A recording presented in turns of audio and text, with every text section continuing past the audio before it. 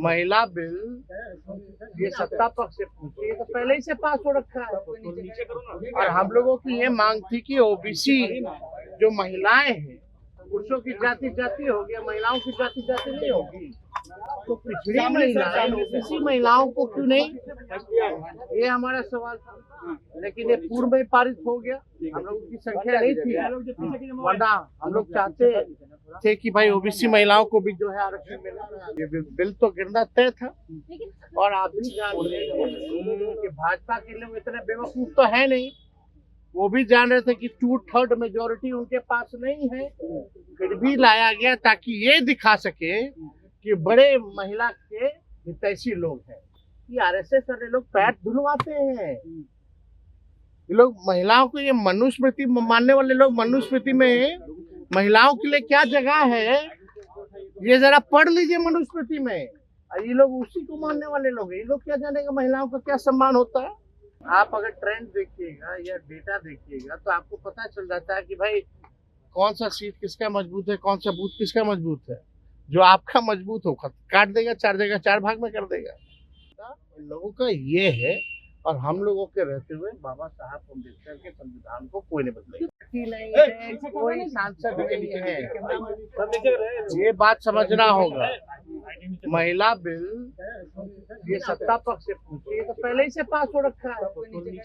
और हम लोगों की ये मांग थी कि ओबीसी जो महिलाएं हैं, पुरुषों की जाति जाति होगी, महिलाओं की जाति जाति नहीं होगी, तो पिछड़ी महिलाएं ओबीसी महिलाओं को क्यों नहीं, ये हमारा सवाल था। लेकिन ये पूर्व में पारित हो गया, हम लोगों की संख्या नहीं थी, वरना हम लोग चाहते थे कि भाई ओबीसी महिलाओं को भी जो है आरक्षण मिला, लेकिन नहीं हो पाया।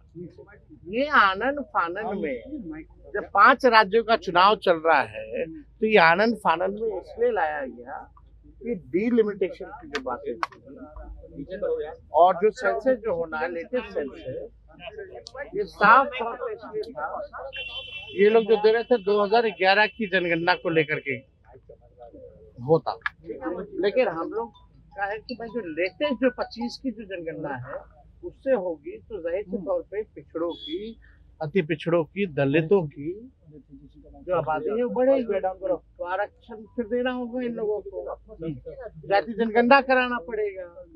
इसलिए ये लोग आनंद फानन में महिलाओं का कवच ला करके अंदर जो हिडन एजेंडा जो आरएसएस भाजपा का है वो लोग ला रहे हैं। ये बिल तो गिरना तय था।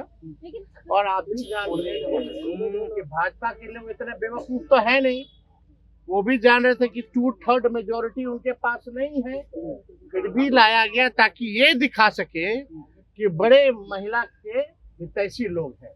ये आरएसएस वाले लोग पैर धुलवाते हैं, ये लोग महिलाओं को, ये मनुस्मृति मानने वाले लोग मनुस्मृति में महिलाओं के लिए क्या जगह है ये जरा पढ़ लीजिए मनुस्मृति में। ये लोग उसी को मानने वाले लोग हैं, ये लोग क्या जानेगा महिलाओं का क्या सम्मान होता है।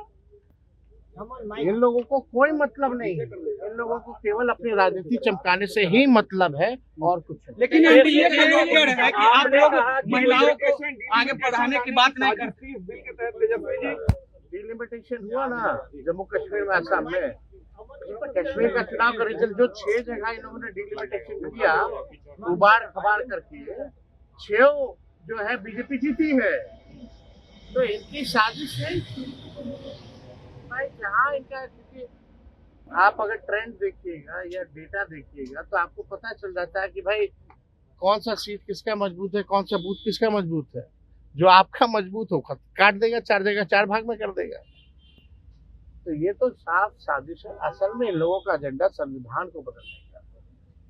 डिलिमिटेशन के बाद ये लोग चाहते थे कि भाई इनकी मेजोरिटी 2/3 से ज्यादा आ जाएगी तो संविधान बदल देंगे। असल एजेंडा इन लोगों का ये है, और हम लोगों के रहते हुए बाबा साहब अम्बेडकर के संविधान को कोई नहीं बदलेगा। गुजरात से जो है बिहार चलेगा, लेकिन सुबह तेजस्वी सम्राट चौधरी ने 5 ऐसे बड़े फैसले ले लिए हैं, कहा कि बिहार में शराबबंदी जो है वो लागू रहेगी। कई ऐसे जो है फैसले नीतीश कुमार के जो काम था उसको आप आगे बढ़ा रहे हैं। कोई कैबिनेट में निर्णय हुआ है क्या? प्रेस रिलीज जारी किया गया। जरूरत क्यों आना पड़ी? ये बोलने की जरूरत ही क्या है? तो देखिए, काम अब सेलेक्टेड मुख्यमंत्री बने हैं और जो इलेक्टेड मुख्यमंत्री को हटा करके, और उनका था कि भाई सपना की नीतीश जी को हम लोग हटा दें, उसके लिए तो हम लोग उनको धन्यवाद दिए। अब काम करें ना, काम ज्यादा करें, बात कम करें। बिहार जो नीति आयोग की रिपोर्ट में पिछले 20 सालों से फिसड्डी है, कब आएगा आखिर 5 टॉप राज्यों में बिहार? ये सवाल है हमारा। तो ये इस पे तो काम हो ही नहीं ना। खजाना खाली, खजाना भरने के लिए रेवेन्यू की क्या व्यवस्था करेंगे, ये रोड मैप बताए ना। मुख्यमंत्री जी से हम जानना चाहेंगे कि उनका विजन और रोड मैप क्या है।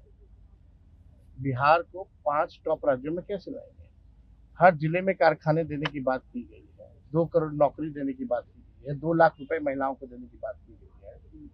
लेकिन ये मुख्यमंत्री जी बिजली दर के बारे में कुछ बात की है क्या? कि आप तो कहते थे 125 यूनिट फ्री में बिजली लाएंगे, और अब दरें बढ़ा दी गई हैं, और दरें उस समय की बढ़ाई गई हैं सबसे ज्यादा जब बिहार के लोग बिजली का उपयोग करते हैं। तो इस पे तो कोई सवाल नहीं, तो मुद्दे की बात नहीं करेगा। इन लोगों से कितना भी बकवास बुलवा लीजिए, वही लोग बोलेगा। आखिर इनके हाथ में तो है नहीं। अब तो सुनने में आ रहा है कि भाई पीएमओ से आ रहे हैं। हम तो बात जो कहते थे वो बात तो हो ही गई ना साबित, कि भाई अब गुजरात से ही चलेगा बिहार।